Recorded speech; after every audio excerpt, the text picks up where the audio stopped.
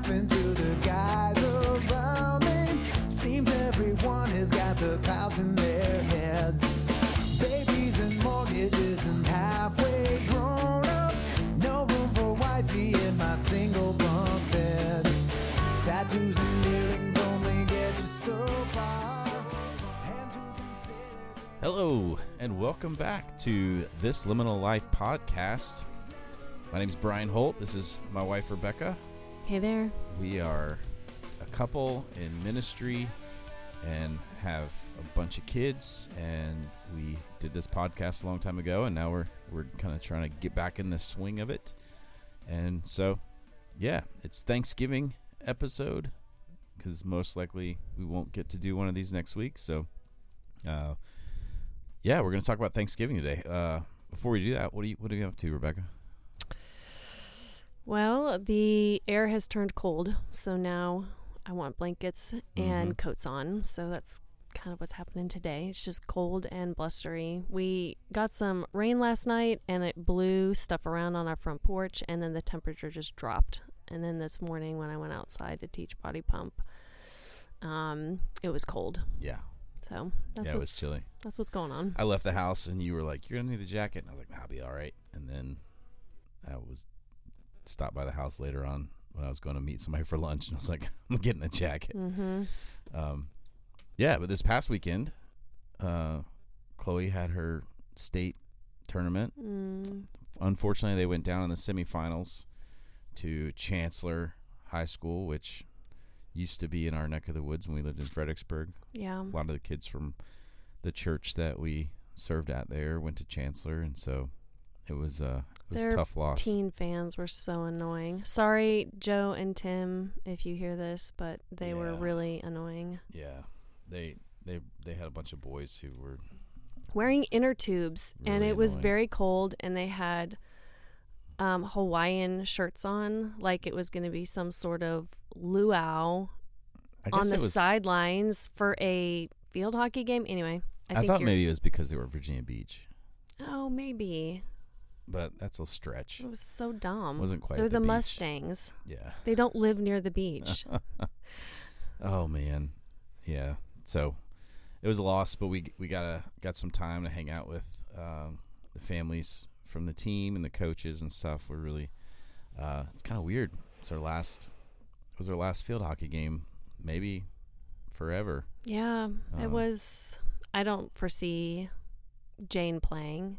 And because field hockey is I believe, a girls' sport, then I don't foresee Ian playing. So that is most likely our last one, and it's really, really sad. Yeah, it's tough. But anyway, I think we got to hang out with your sister and her husband and their little newborn infant. What age is he? He's 14 weeks. He's so what tiny. Does that make him? Is he an infant? Yes. Okay.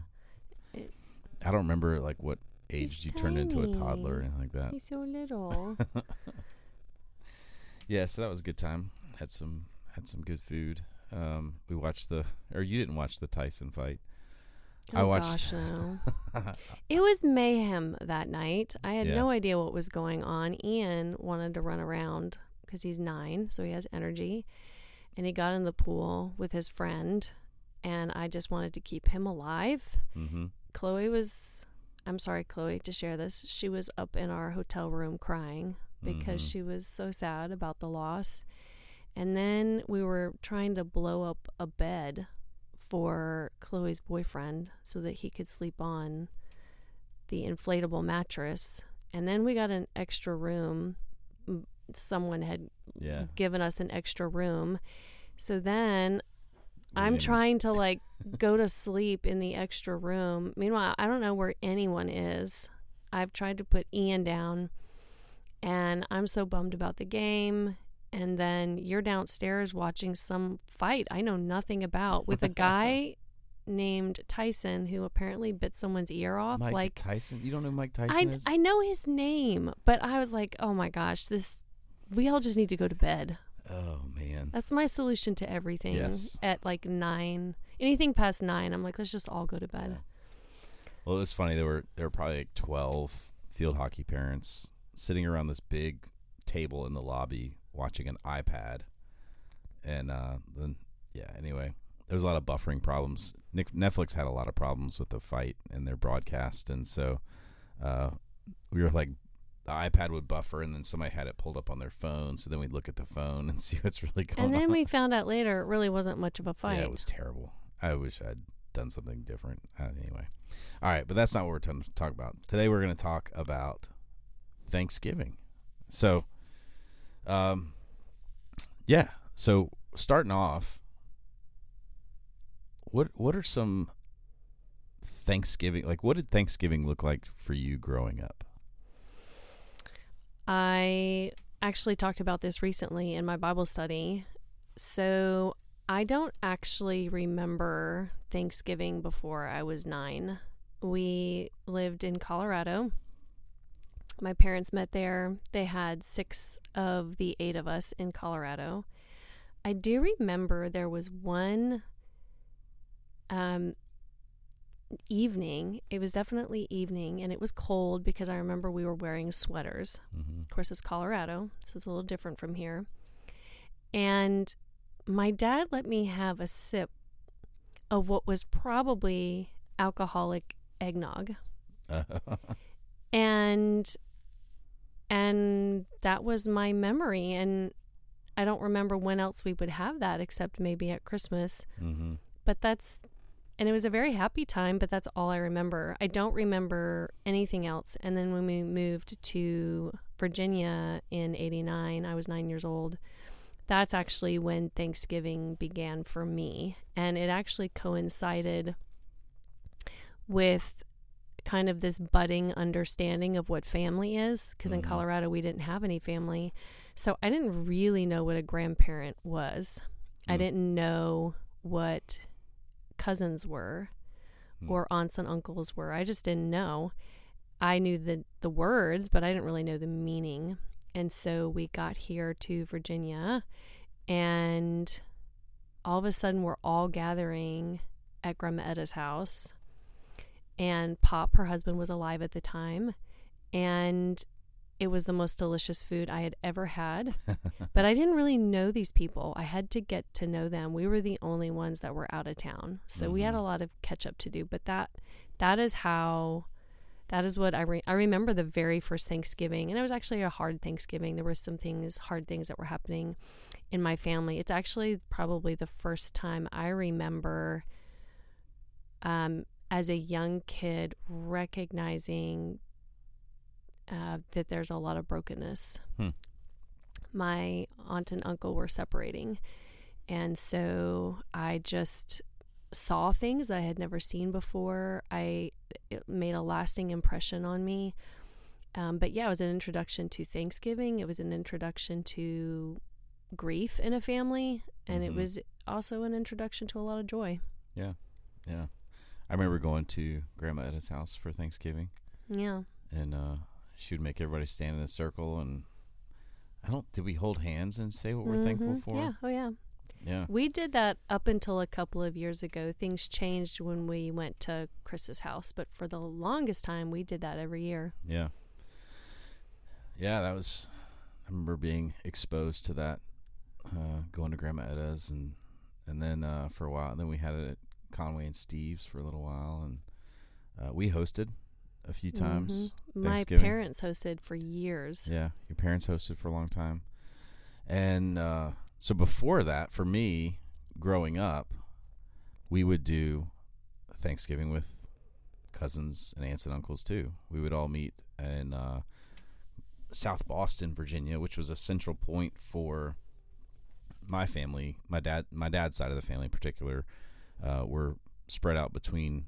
We were the northernmost in Richmond, and then there were people down.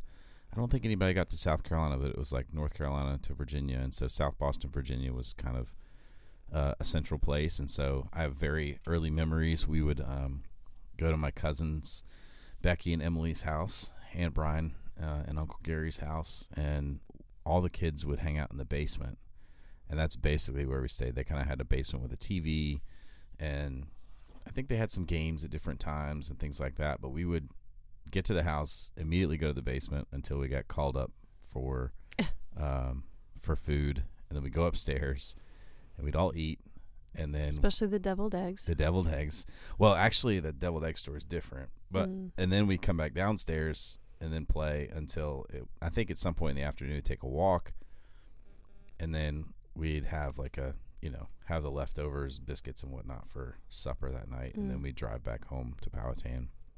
But the deviled egg story, there was a fridge down in the basement, and I think we were teenagers at the time because we'd been doing this since as far as I could remember. And at some point we were teenagers, my cousin Josh and my brother Chip and I, we found in the fridge there was a whole pan of deviled eggs that was apparently for one of the meals, either lunch or supper. But we ate the whole pan of deviled eggs downstairs in the basement. And so when Brian came down to get the eggs, she was like, "Who ate all my deviled eggs?" And then we were kind of like farting up a storm. And she's like, "I think I know who ate all the deviled eggs." So gross. Oh, and another story. I just remembered this too. One thing that we used to do when my grandfather Opa was alive, one of my earliest memories, Thanksgiving Day, he had a giant bag of pennies. And I remember him like dumping all the pennies out on the floor and giving us like rolls, and we could all roll. Slave labor. We like rolled pennies, and I can't remember what the purpose of that was, but it was just giant. Like he had gone to the bank to get a big bag of pennies, and I think that was like we all came home with I don't know, 50 cents, $1 worth of pennies or something like that, and then shortly after that he started getting us silver dollars, and so that was a tradition that I think. I'm not sure when the last silver dollar I got, but I think 1987 was the first silver dollar that I had. And then I would get a silver dollar every year at Thanksgiving from Opa, and then Omi carried that tradition on for a little while. So yeah, we did that, and Thanksgiving was kind of, I think for both of our families, that was like our Christmas. Like Thanksgiving was the time when family got together. Christmas was kind of spread out. So then when we got married, we had a decision to make. I think, oh man, I'm just remembering, for a little while we would do Thanksgiving at a restaurant. Remember a couple of times that happened? Yeah, it's changed a little bit in both families over the years. It was both of our dad's side of the family, for sure. That's been consistent. It's been the big tradition. Yeah. And I think I have missed a few on my side and a few on your side, because your side actually now celebrates on the Saturday after Thanksgiving. Right. So that allowed the families as they grew to actually celebrate Thanksgiving with their spouse's family. So that, I think, changed. And it's inevitably what happens in every family. You shift it a little bit. But yeah, the location has changed over the years for both of our families, just depending on what's going on as the grandparents age and can't host anymore. Someone else takes it up. And then if it's one of those things where, someone wants to host in a particular way, like your grandmother, Omi, wanted to have it at a nice restaurant, which is, really nice, but it just changed things. That was when there were a lot of little kids. Yeah. That was tough for the moms. That was not ideal, but very thoughtful. Yeah. So now my family has changed to Saturday. Your family still celebrates on Thanksgiving Day. So now we go to your brother Chris's house on Thanksgiving Day, and your family's there. And then Saturday we still go to South Boston to my cousin's house now, and we do kind of a cookout on Saturday. It's not the Thanksgiving meal again because people got tired of, like, we just ate all the turkey and stuff. So now it's usually like barbecue or something like that. So anyway, was there any? We kind of had a couple special memories. Anything in particular meaningful for you? Any memory that's like really meaningful? I mean, I think there's several things. One is there's something about gathering every year. Mm-hmm. I just think being intentional about gathering, whether you feel like it or not, there's something about that creates rhythm in our lives and rhythm in the lives of our kids. And it's interesting looking back, there were tensions in the family that I wasn't aware of because I was a kid. Yeah. And the fact that the adults still tried to meet and intentionally be together, I think shows a lot of faith, because it's hard to gather and pretend like everything's fine when things are really not fine. Yeah. And so I think there's something about gathering that just sets a tone. And I know that there's a lot of people in the world who gather faithfully, but I think that that's supposed to be a distinct thing about the people of God. Mm-hmm. I feel like there's something about gathering together for the purpose of remembering and knowing your identity and who you are. And I think the more I learn about life, the more I realize so much of that, if you just go back to Genesis 1 and 2 and 3, really, there's so much there that we're supposed to understand. I've been reflecting on how after Adam and Eve sinned, and they knew they sinned and they were hiding, how the Lord came to them looking for them. And he said, "Where are you?" And he was used to gathering with his creation. And he didn't want to lose that. They were willing to forsake it because they were ashamed. But he didn't want to lose that, even though he knew exactly what had happened. And he asked them such basic questions, almost like childlike questions, to engage with them because he wanted to hear from them. So there's something about a precedence in these early chapters in Genesis that just show us there's something about gathering that's actually flows from our Creator. So I think that would be maybe the first thing. And then I think the other thing, I mentioned this in my Bible study the other day, and I've never forgotten it. There's something about older people saying things over a family that help frame in a child's mind what we're about. So Grandma Etta, Pop was a man of a few words, and he didn't say very much. I only had a few years with him, and he passed away. And then Grandma Etta had hosted for a long time. And then she said, when she was very old, we were holding hands and we were all going around and sharing what we were thankful for. And she said, "I just have one thing that I want to share with you." And she said, "Jesus said, 'You did not choose me, but I chose you.'" And she had gotten saved at 40. And she had lived a very good life, but she wasn't a believer. And then God literally saved her as she was hanging out her laundry. It's a fantastic story. And in a moment, she was changed. And so for someone who grew up not knowing the Lord and following the Lord and then being saved in a moment, she was wanting to remind us, like, this family didn't just go out and choose the Lord. Like, the Lord chose us. I've never forgotten that. Yeah, that's awesome. Yeah, I think there is something to gathering, even thinking about like family.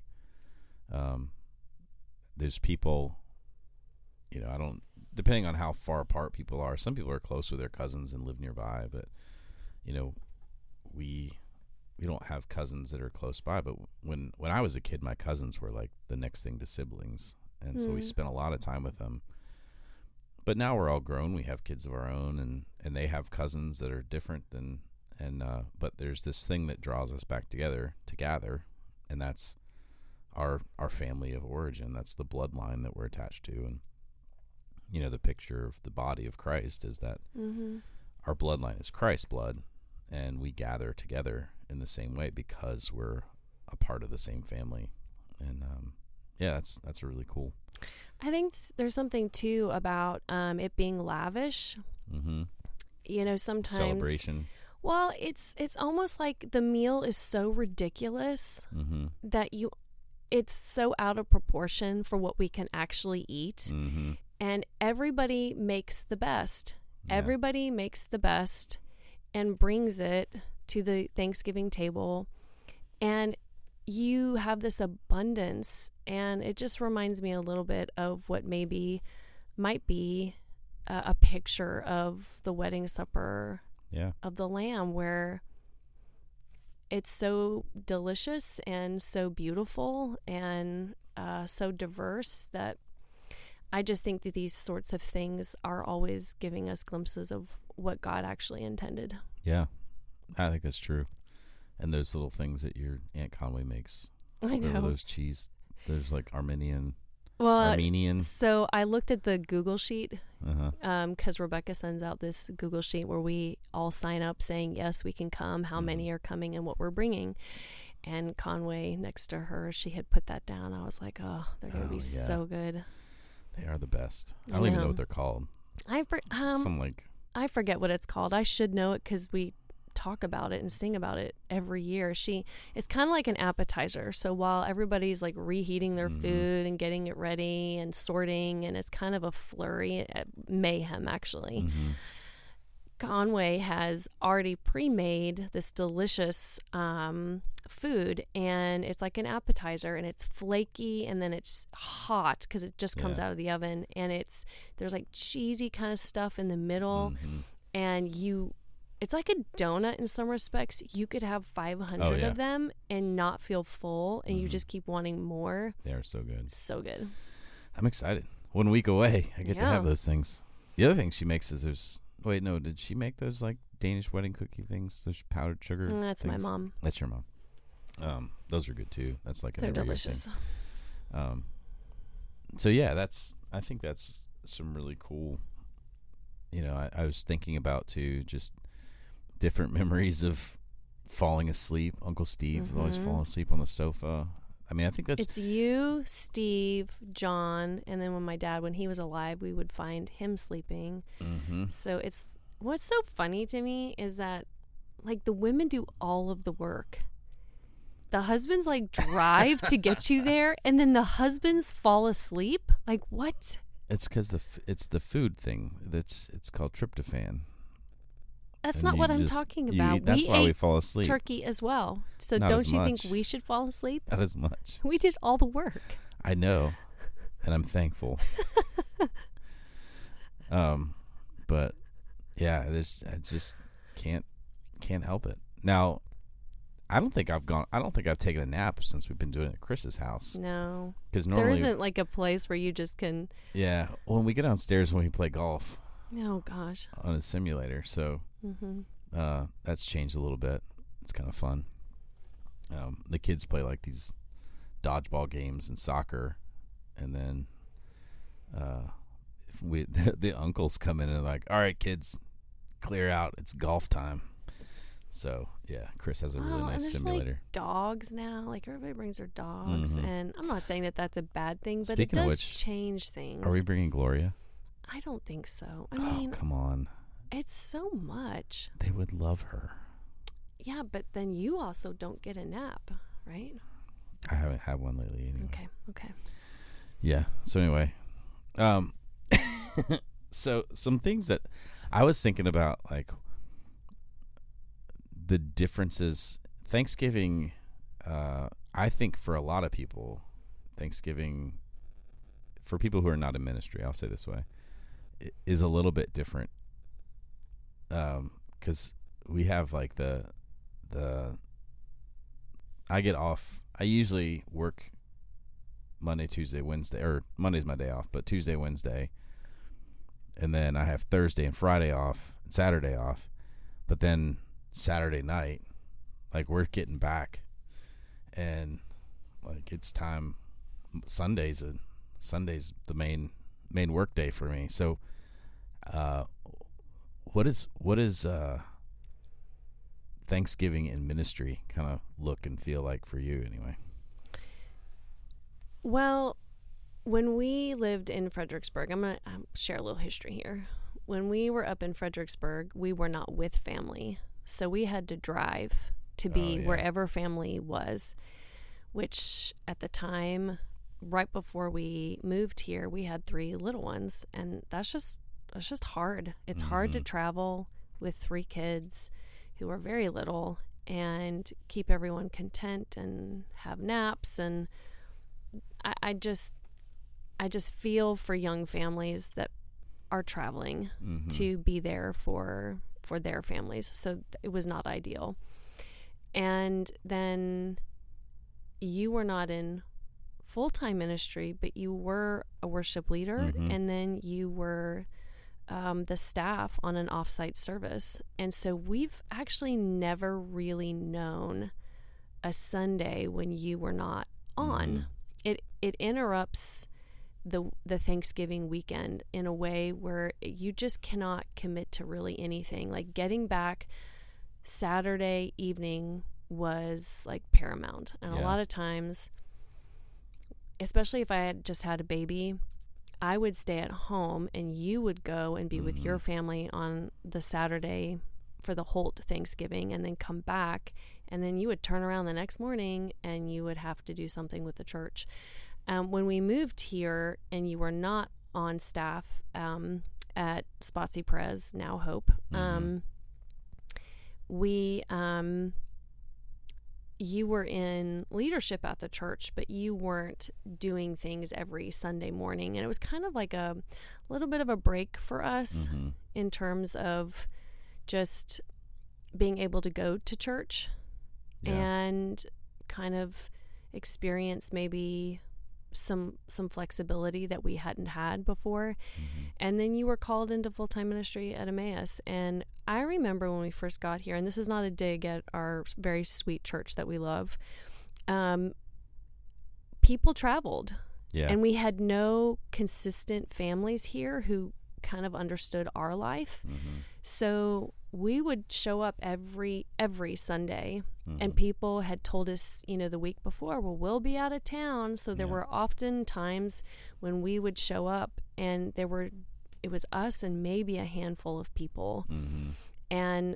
But we were on every Sunday, and it's been like that for 13 years. And our church has grown, and now it resembles, it's a larger body and it's more full, but, I wouldn't say that we maybe get the normal Thanksgiving experience where if families want to take off Thursday through Sunday, they can. Like for us, we have to be back Saturday night so that you can be available for Sunday. It's just the way it is. And there have been a couple of times since we got elders, and I've only done this once or twice, because a lot of pastors, what they do is they'll have somebody else preach that Sunday. And I've done that. I think I've done it once, maybe twice. I can't remember. So I could be wrong about that. But the times when I was like on my planning game, I would plan for another elder to preach that Sunday, even though I usually was still there. Very rarely, if I'm not preaching, am I also not here. I'm usually like, I think the next time that I'm not preaching, I'm like leading worship. So yeah, it's definitely it's a different feel. But I think it's, when I think about it, it's kind of normal because a lot of things happen on Saturday nights. Like it wasn't Saturday night, but like this past weekend with the tournament, Saturday, we were wiped. We got home, we were tired, but Sunday morning still came. The relentless return of Sunday. Well, and I was thinking, there's so many.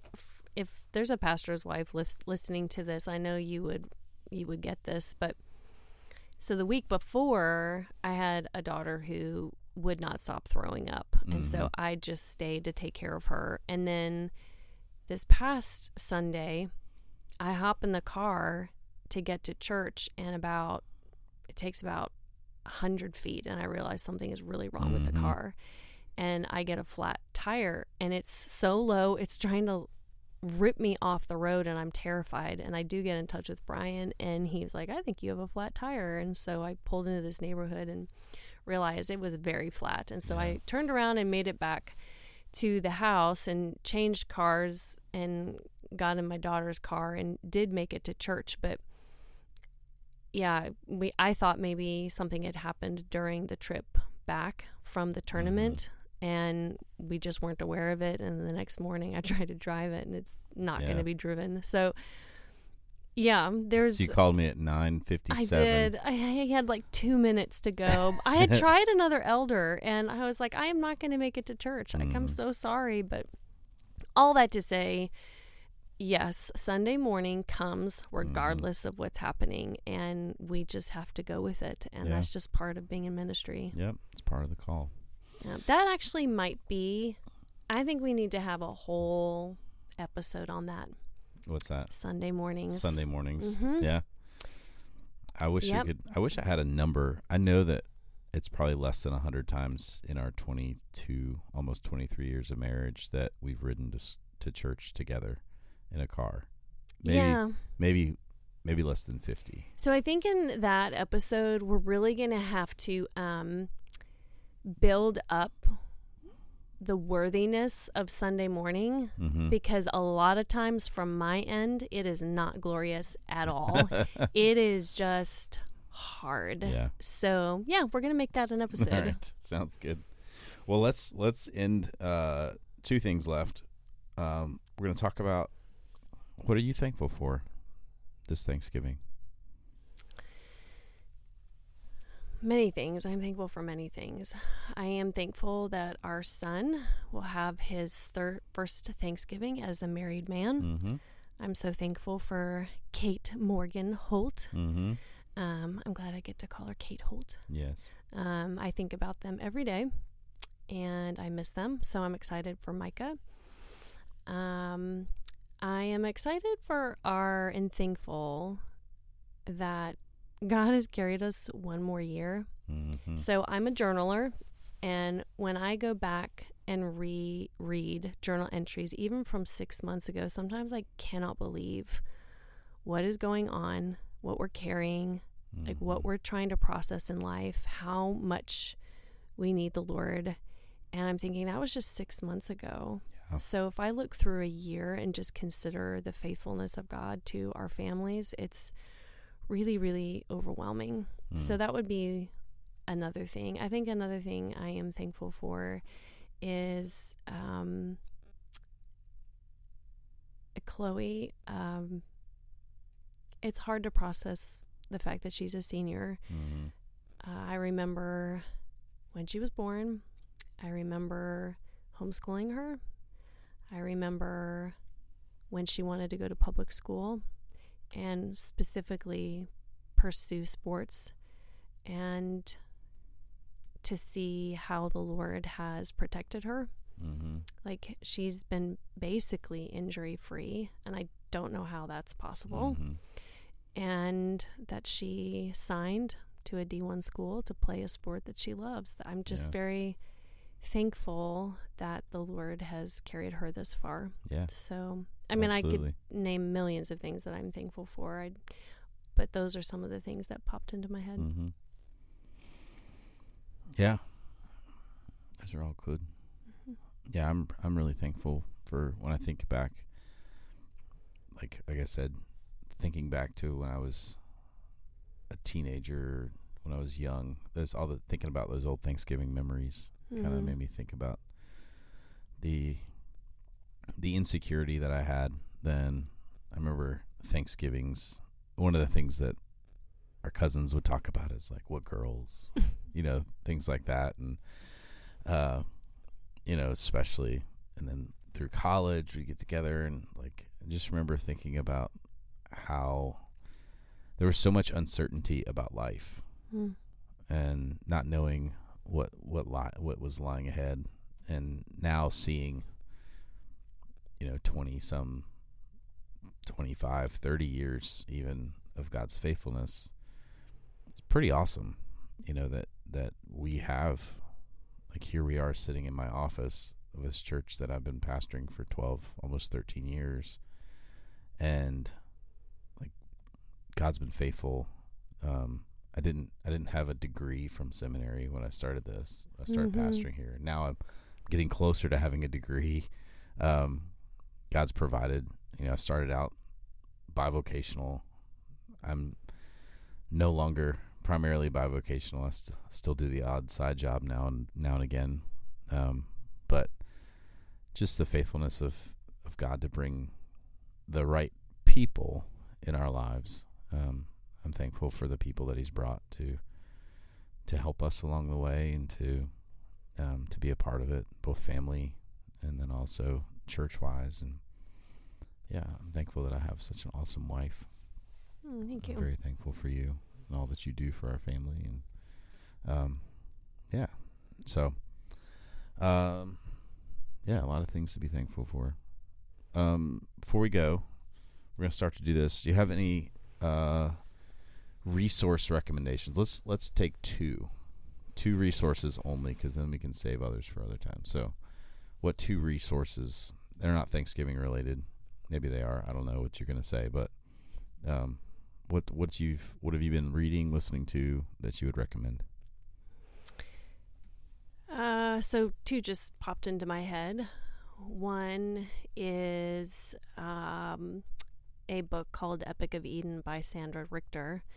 I'm rereading it, and I just find that she is brilliant.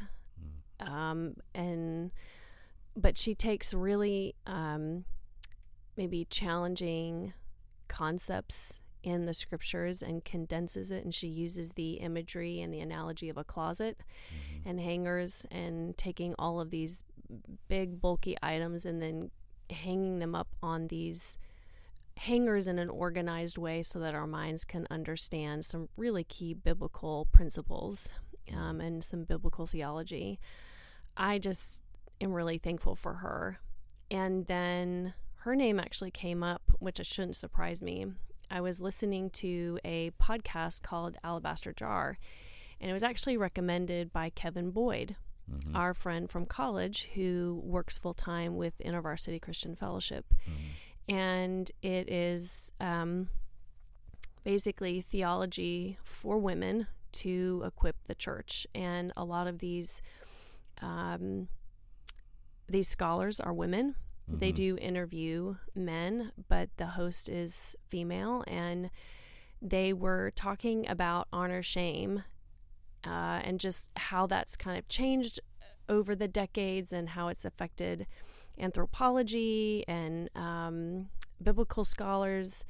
And then they brought in a piece that Sandra Richter had done from a section in Leviticus, sort of counteracting against this idea that the Bible is very gender focused and has bend towards the honor shame idea that seems to be interwoven into a lot of the books that we read about theology and biblical culture and ancient culture. And it was just so fascinating, and I just find her work to be super helpful. I'm sure she has tons of essays and other books out there, but Epic of Eden is what I am rereading right now, and it was fun to hear her name pop up in that episode. And so Alabaster Jar, really good podcast, highly recommend it.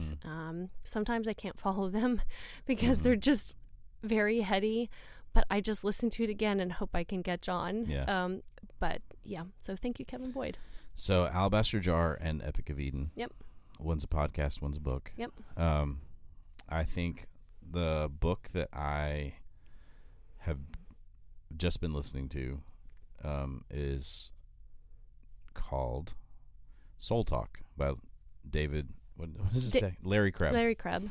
Our counselor recommended it to me, and so I've been listening to that, and it's really I think it's it's very practical discussion of not only like how to talk to people and how to hear hard things, but it's also like how to navigate vulnerable conversations. And I think I'm going to actually recommend it to our elders, and I think I'm going to recommend it to people who lead small groups as just a way for people to be trained in dealing with conversations that are